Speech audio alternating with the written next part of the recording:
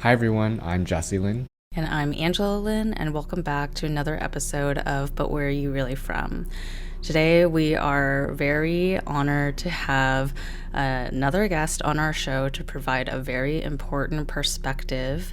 We're following up on the Ukraine war, and this time with a Ukrainian that is on the ground. So we're very lucky to have Alexey Siniavtsev with us.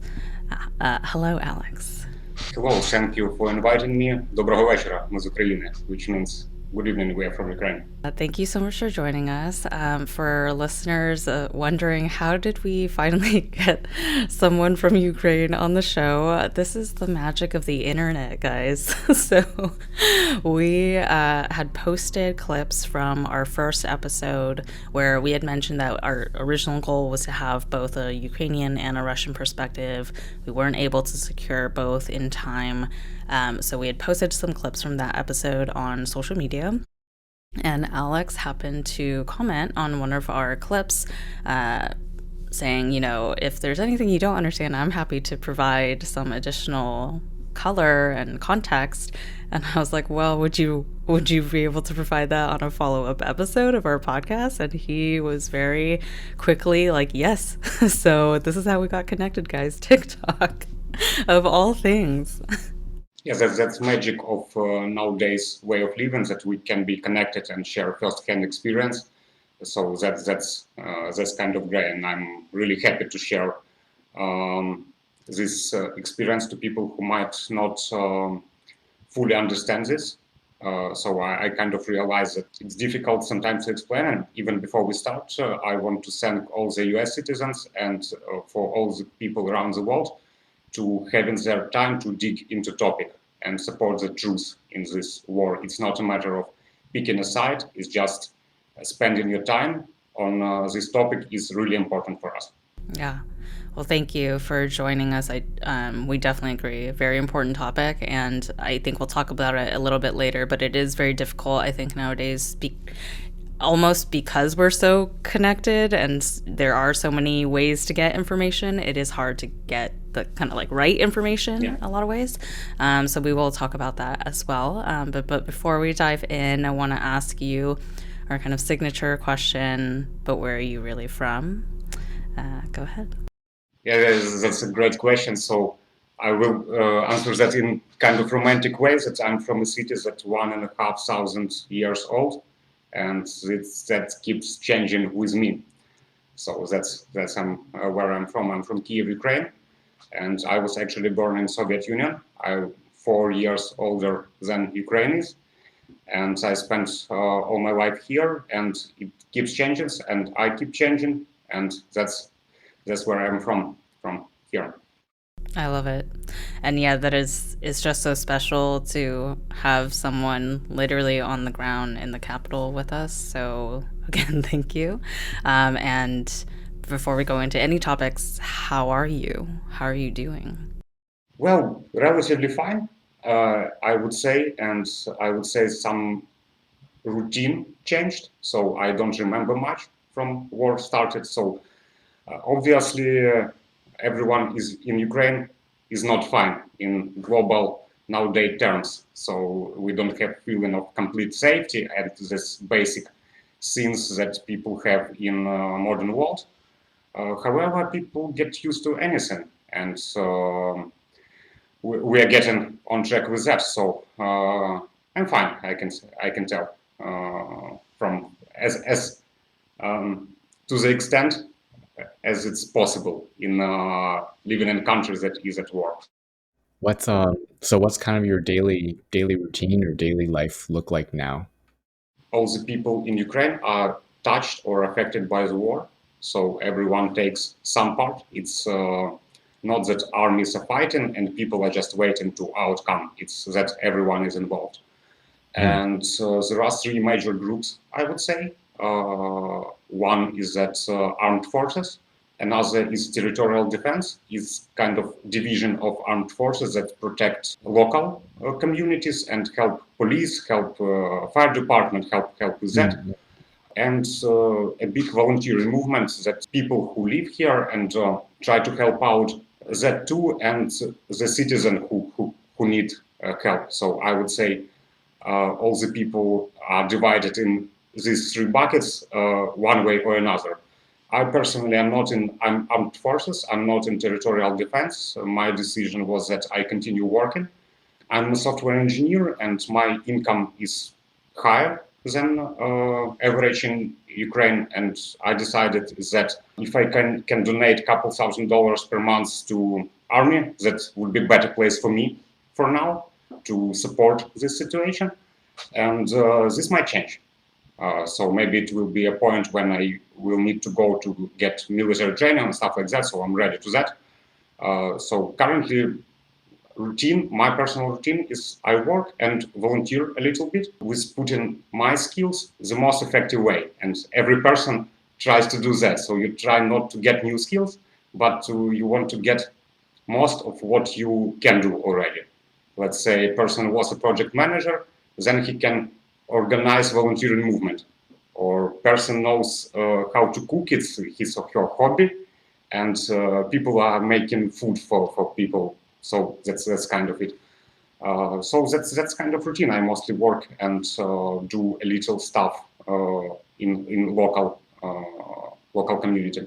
Before we hit record, you had mentioned that you have some friends that are kind of in the hotbed of the current situation. How are those friends doing, and how are you staying in touch with those folks and knowing kind of what's going on with them?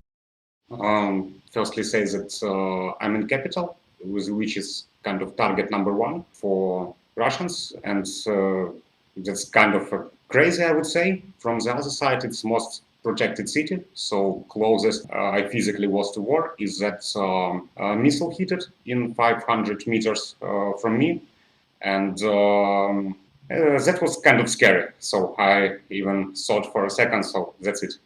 But luckily it was not.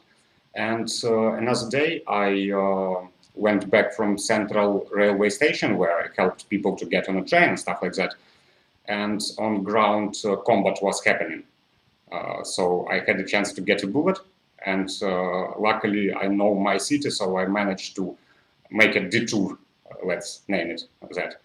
So there are two things that I personally was the most close to war, and I realized that my experience is nothing comparing to what people in suburbs had. So my friends lived for 2 weeks in a basement in a city that was taken over by Russians. So they managed to flee a couple weeks ago. It was just luck. Now they are in a safe place. We keep this contact, check on each other, and that's kind of a lot of every Ukrainian's daily routine to check on friends and relatives to figure out, do they need something, do you need something, and keep this connection. And sorry for any kind of like ignorant questions we may ask, because I guess there's just a lot of stuff where I'm like, I don't understand how these things function. So during wartime, like, is there any break in telecommunications or internet? Because I saw, like, for example, Starlink was sent over to make sure that there's like internet coverage and whatnot. So like, how was there any patchiness in ability to communicate with people, especially in areas where it was like heavily destroyed or taken over directly, anything like that? So there is a case with no communication at all. So you need to understand that not to have cellular, you need to destroy some cellular points, and they are destroyed actually on the south in the city of Mariupol, so they don't have any connection except for Starlink. So thanks for that. That's really great to have ability to communicate. In one of first days of war, missile hit it to our TV center, and it's not only TV, it's spreading radio signals and stuff like that. So we didn't have shortages with communication in Kyiv. Luckily, it's just good luck. Other cities do, and some districts of our city didn't have like communication of water or electricity or stuff like that. And when you don't have electricity, you don't have internet For sure, yeah, you have mobile internet, but some of infrastructural objects were hit and they get kind of quickly repaired. So I'm now looking at these guys who work in these city structures, and they're our superheroes, at the wartime to fix something. It's great of them. But we didn't have that shortages in capital, like big shortages, we didn't have it yet. I think you mentioned that you don't quite remember exactly the before after of the war starting and now. I wonder if you can comment a little bit about what you can remember, but also, I guess, I know obviously this is deep wartime, but I also understand that you have already been at war with Russia in some capacity because of the Crimea situation for the last 8 years.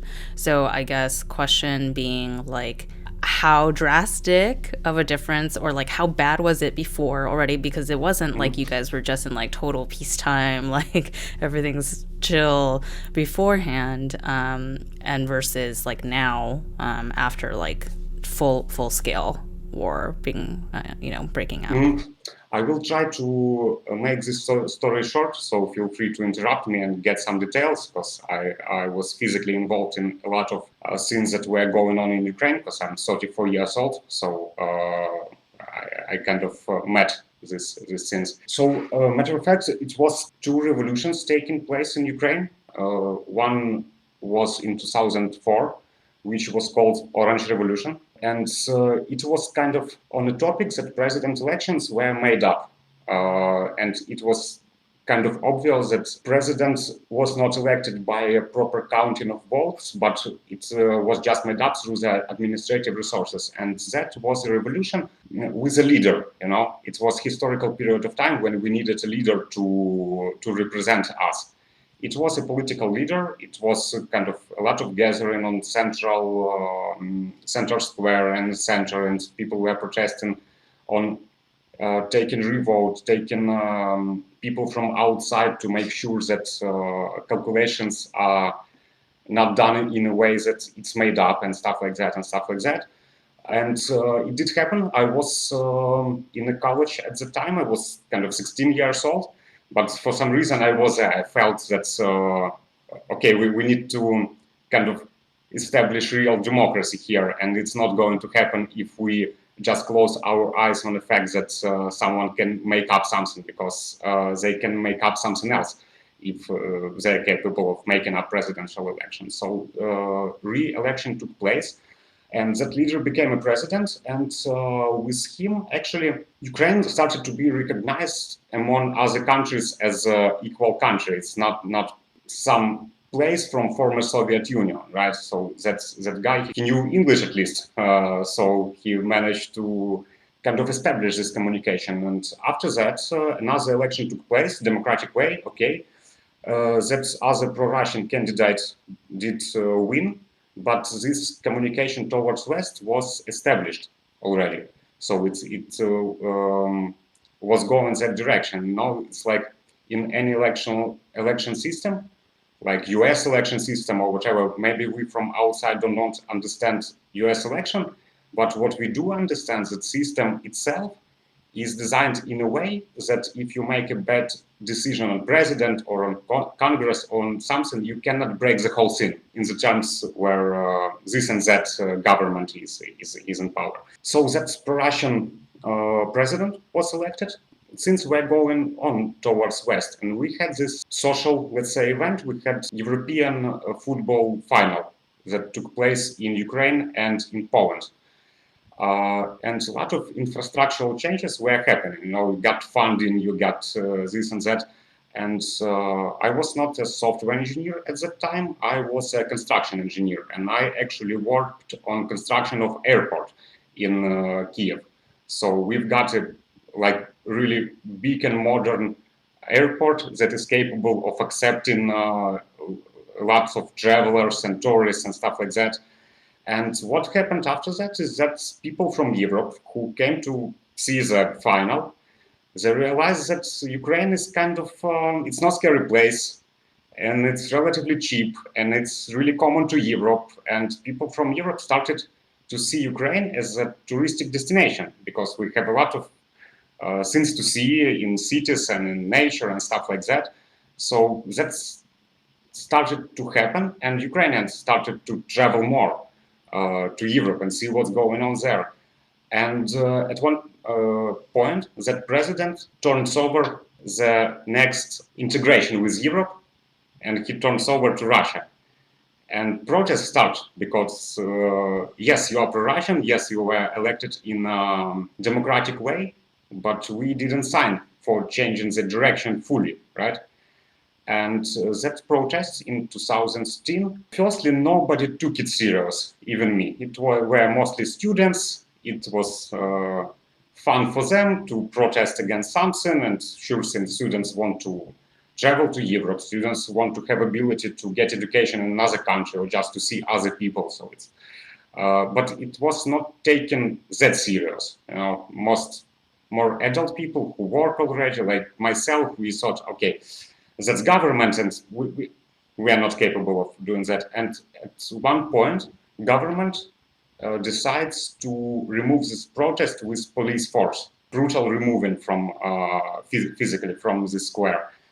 And that's how this process started. We were not against president, we were not against government, we were against the fact that police force was used to remove peaceful protest. It was not acceptable for us. And I would say it's similar to Black Lives Matter movement. Like this happens and everything is on fire because of that. What people wanted is just to remove people from police who were responsible for that. And that's it. We didn't want to remove government. We didn't want to kind of any political changes. We didn't have a leader. We just were against the situation, right? And that protest involved, and people started to figure out that this brutal removing of this peaceful protest was only part of corrupted system. It took more and more and more and more. And at the end of the day, this pro-Russian president fled from Ukraine and temporary government was established. And at that exact time, when it's temporary government, you don't know what to do, you kind of need to figure out how to make a legal way to this and that, so countries still respected by other countries. Because if you make a coup that is not accepted by everyone else, right?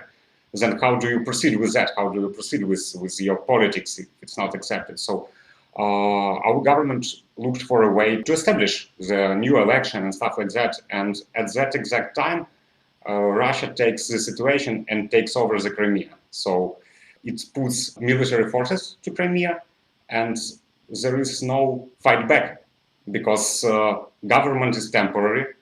And if you fight back with armed forces, you have a high chance to kill civilians. And you were not prepared to take a war in 21st century. And Ukrainian army, I would say it was just name of army, but it was not a real army. Russia takes Crimea and makes an activity called referendum with guns.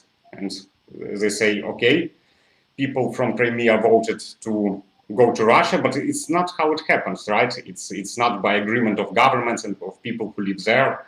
And it's quite same time, Russian troops go to Donetsk region and support separatists. And it was not that number of separatists, actually. It was just this a little bit pro-Russian vibe that was heavily backed up by Russian military. We have this famous video when a soldier, so-called separatist from Ukraine, tells in Russian for civilians that they need to go beyond some point. And he says, Zaporebrik. And the case is, we don't call this thing Parebrik, we call it Bordur. So our Russian is a little bit different. And when people says Zaporebrik, that means he's definitely not from Ukraine. He's definitely a Russian soldier.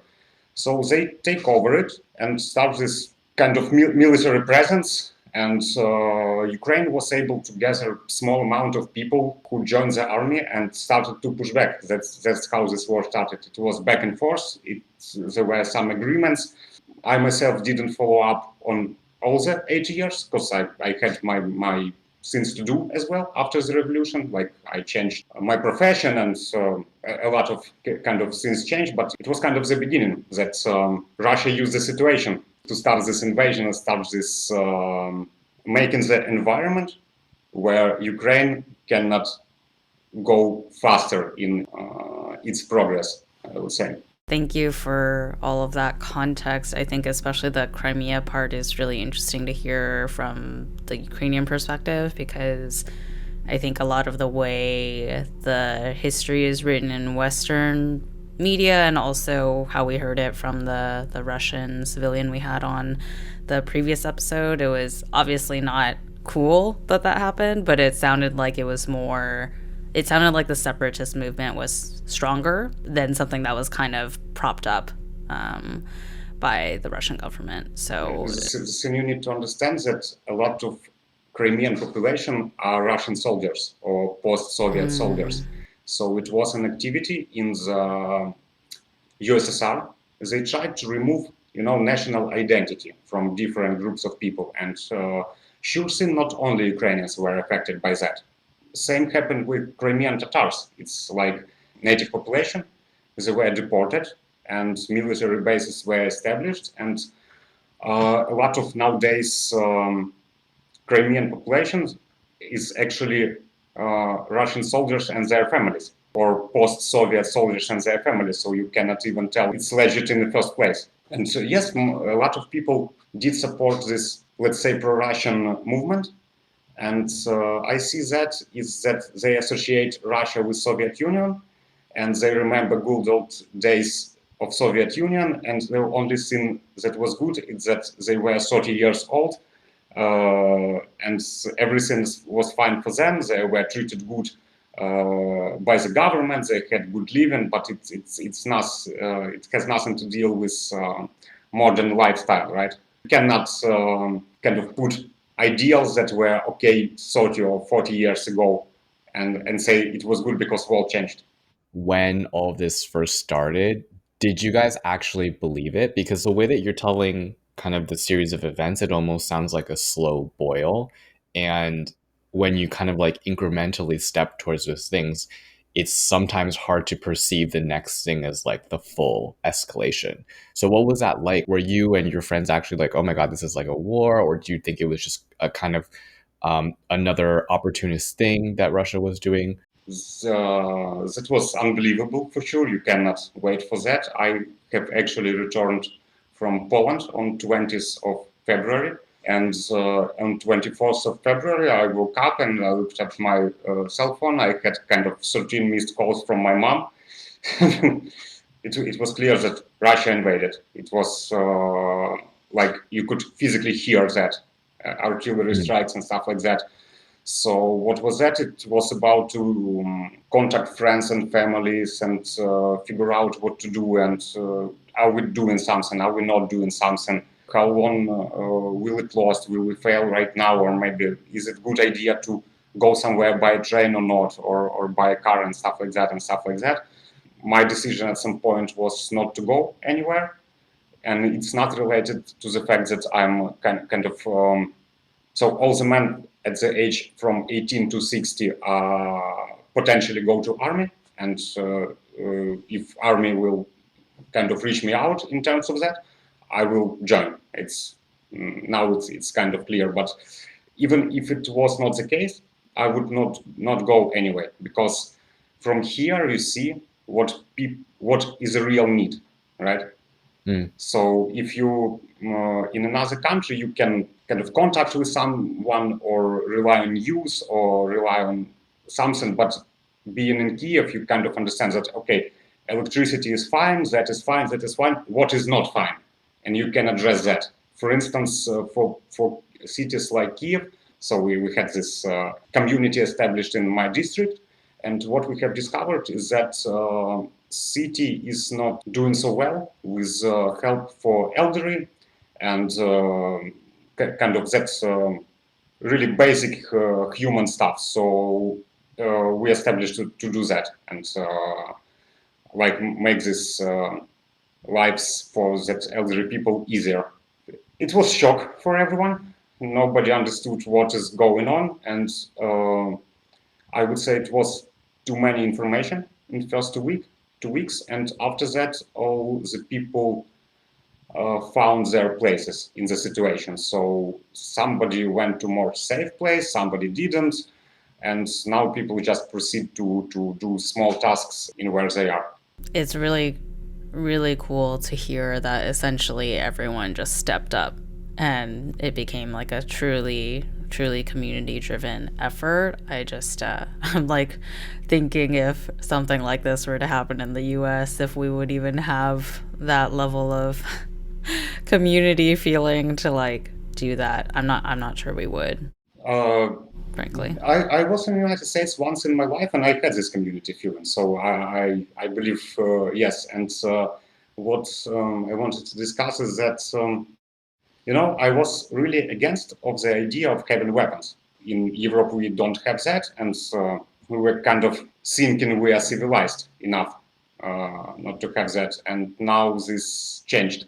So US is way better prepared for that kind of things. I would say that it's hard topics to discuss, but my take is that it's not Russian government. We hear this a lot that Russians are fooled by propaganda and stuff like that. But it's an excuse to some extent, right? If person is 20 or 30 years old, how can you be affected by propaganda from TV? And what I realized is that if they don't share the idea of this autocratic government, does not necessarily mean they don't share imperialistic idea. First days of war, we tried to reach out to people from Russia to tell them what's going on. So we expected them. We don't need them to overthrow government. It's not necessary, right? So you just there are different ways to remove armed conflict without overthrowing government. You can go on strike on the factories that serves that.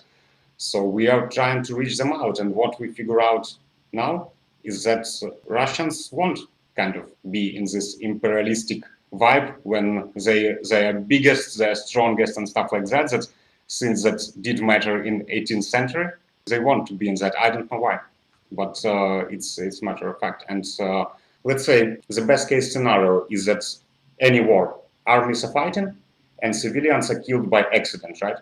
What is going on in reality? It's kind of in this place where my friends from Bucha, it's kind of 25 kilometers from me, 15 miles.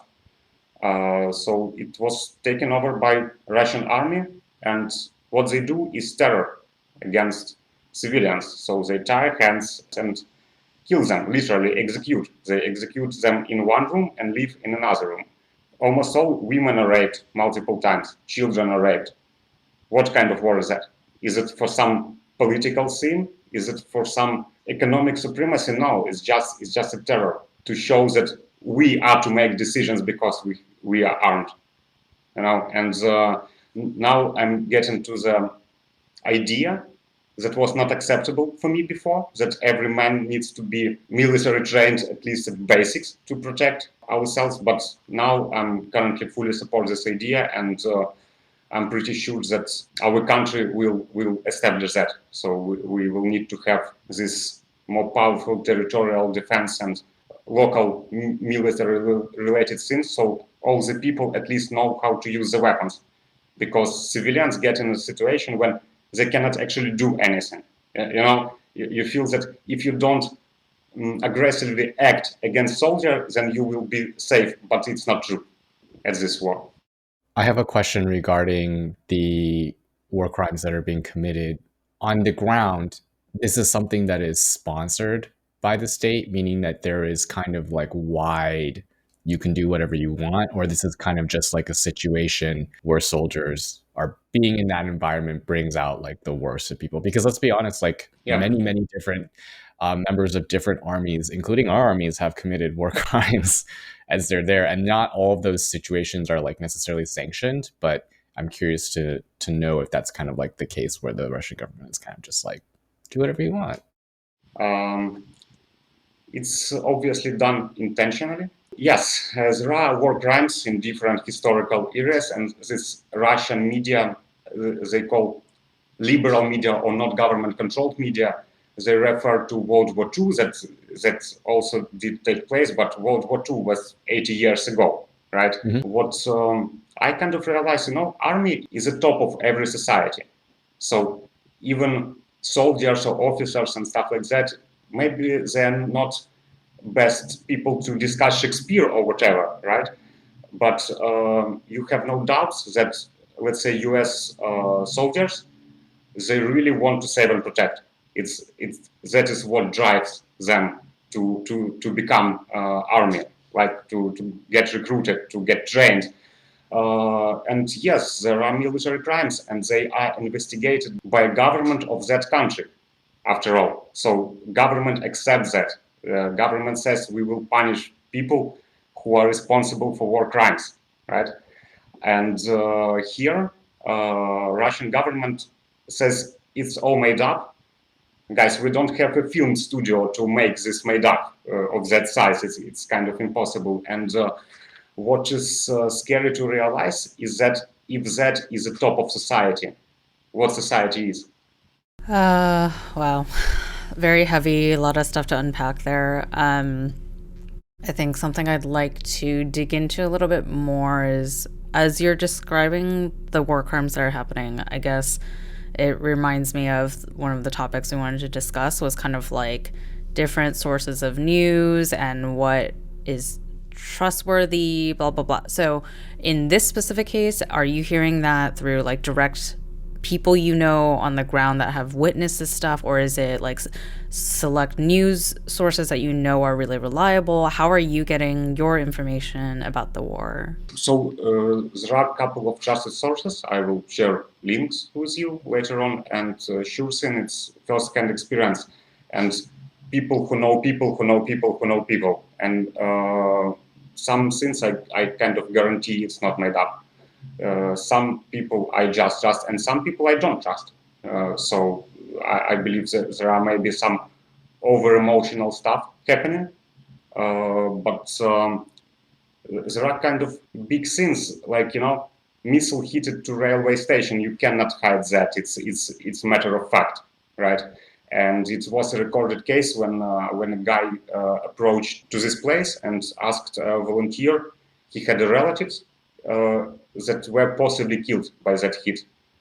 And she told the volunteer, I would want to try to find them. And the volunteer replied, how do you imagine that? Do I need to open every package so you recognize the person? Can you make a call? And he makes a call and phone rings in one of packages.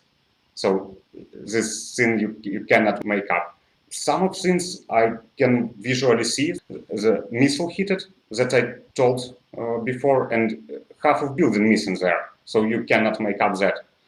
That's kind of how I get it. Sure thing, we try to rely not only media, but stories from people. And one thing you need to realize that cases with killing is one thing. Cases with rape is another thing. Because even if there is no war, it's difficult to confirm the case, even in real life, because witnesses, they cannot talk. They need to go through therapy, and we will get that, I believe, in a month, if they will be able to talk. But now some of people, they can talk at all. Not about the case, they do not talk because of what they been through. Of course. Yeah, makes sense. That's how you get your sense of truth from actual people from seeing literal things happening outside your window and some certain trusted sources. Dialing back for a kind of global audience, so because we're not on the ground and we have, I guess, we're bombarded with many different potential sources of information, and in the US we're very those are very different depending on left, right, lean, and what they want to focus on.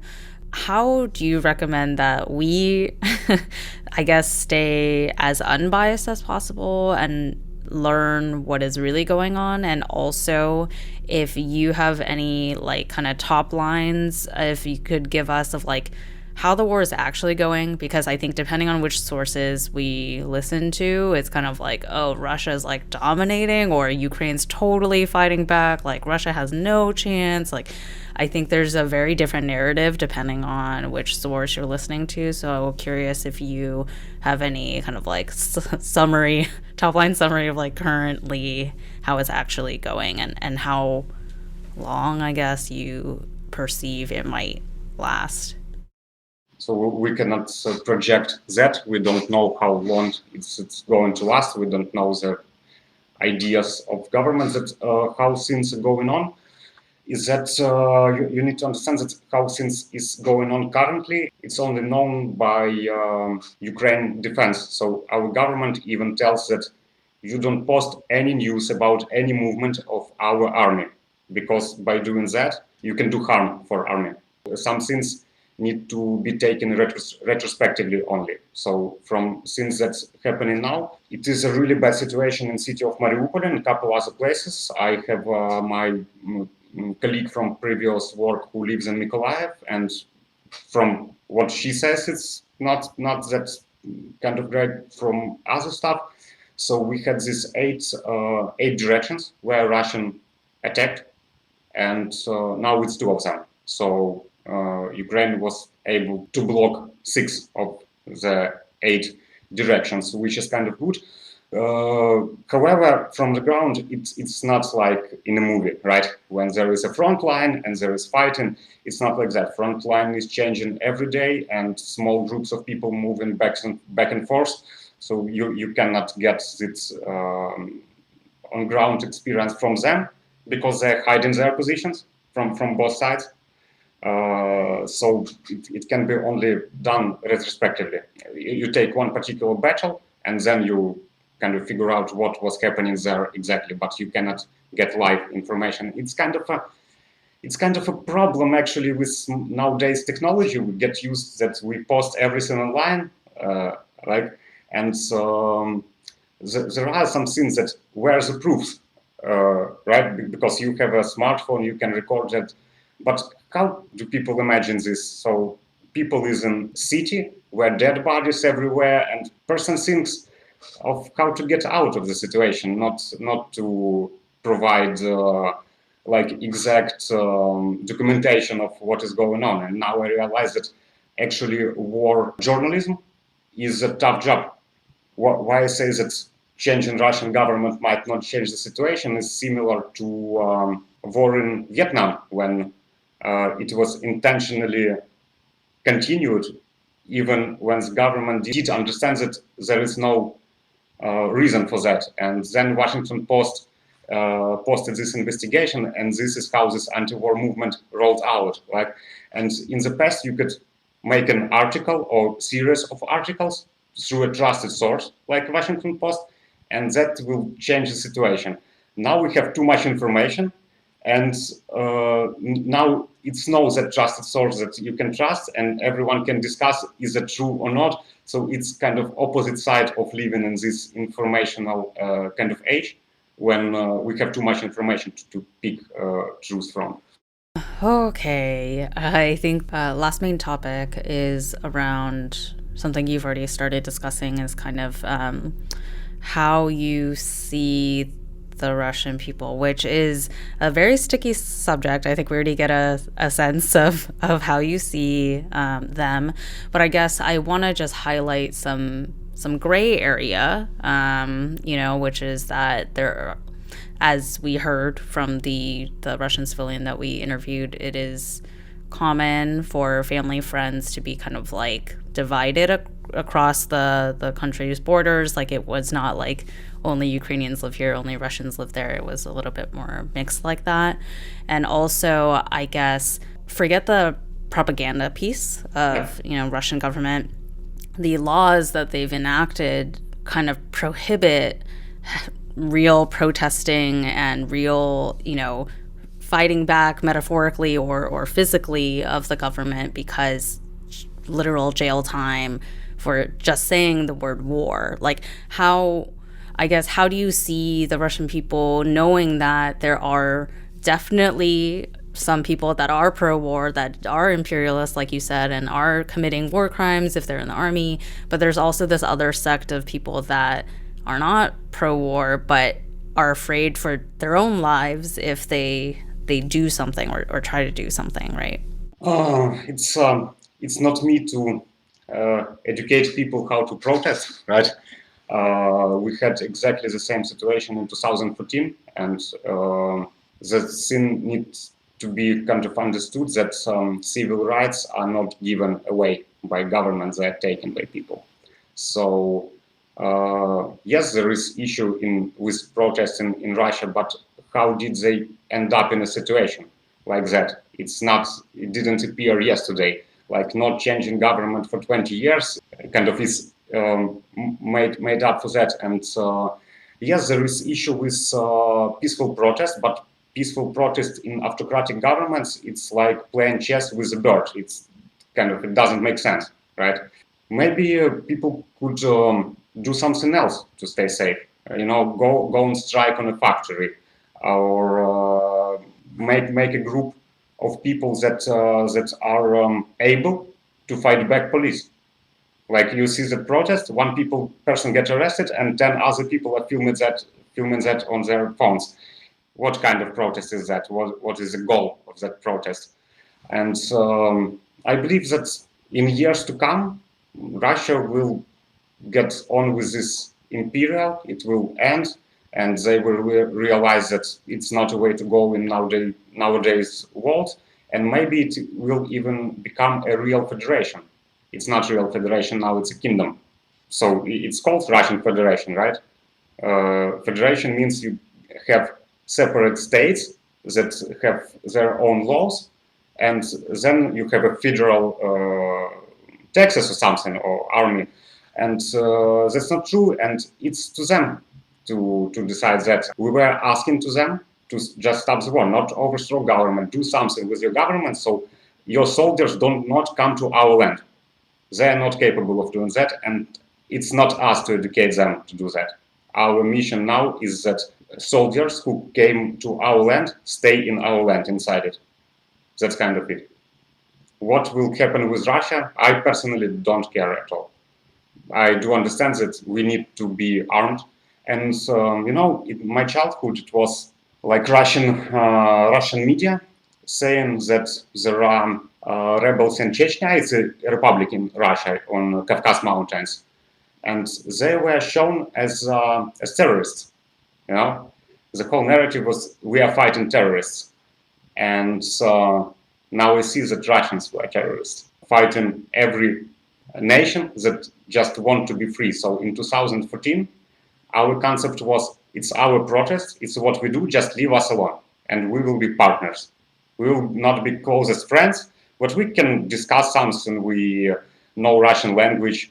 Now it's kind of done. We are done with our past, and that's how it goes. I believe Russia, by this activity, cut all the ties to its culture from Ukrainian. Because how do you imagine, even not matter what outcome of the war is, right? Imagine I know someone with Russia. We are colleagues in the past. So I had colleagues in the past, and we discuss this historical period. And he says, or she says, well, we had issues about sanctions, so Apple Pay didn't work. And another person said, well, my parents died. How do you imagine that discussion? It's kind of get to its end. Wow. Yeah. Guys, I understand it's hard topics. That's why I'm discussing them. It's war is not easy topic, and we are getting perspective. And I understand it easy. It's not easy to hear, but that I wanted to make a take on common culture, so we kind of understand each other. When we say about common culture, yes, we have something in common from Russian Empire, from Soviet Union, but it's that we as Ukrainians, we understand Russian and know something about Russian culture. It's not that Russians know Ukrainian and understand Ukrainian culture. If a person from Belarus will speak to me in Belarusian and I will speak in Ukrainian, we will understand each other totally. It's like 80% of similar lexics. With Russian, it's not a case. It's just we know Russian. It's no our cultures are integrated. It's that we have a part of Russian culture integrated, not opposite. That's a really good distinction, actually. Yeah, I hadn't thought about it that way, but that makes total sense because of the Russification and whatnot. Wow. So obviously, this has been a really heavy episode, but thank you, Alex, for taking us through all of these topics. I think it's just really important, why we wanted at the beginning to have both sides represented. So thank you for volunteering your time and being open with us about what's happening right now on the ground. We wanted to end the episode and just ask you, what's the best way for somebody listening to our podcast right now to help you guys in this war effort? First of all, big thank to everyone who stepped into the topic. That's kind of big support already. So sure thing, I would say donate to Ukrainian army or push your governments to help us more and stuff like that. But that things are up to government and for us as a people, just to understand that war is not only that images that you see, it's actually people's life destroyed from both sides, actually. And just keep that in mind. Maybe the best outcome is when people see refugees, right, or something like that. So treat them nice because their situation is really bad. So I would say it's the best way to support us as Ukrainians. So we are not victims this time. We are kind of pushing back as hard as possible. And when people around the world understand what the case is really about, then it's the best support for us, because this is the way how people can affect their government. So governments really represent people, Well, listeners, you heard Alex. The best way to support is to keep talking about it, stay informed, and be loud. So that hopefully our government will also help in a stronger way, I would say, to help with what's going on there. And hopefully we see a close to the situation sometime in the near future, though none of us have a crystal ball. If you have additional questions for Alex, we'll see if he has time and energy to respond to you, but you can write us in what those questions are at telluswhereyou'refrom@gmail.com or comment on our social, because we will be posting lots of clips from this episode as well. Maybe Alex will even engage with you directly on TikTok like he did for our first clips.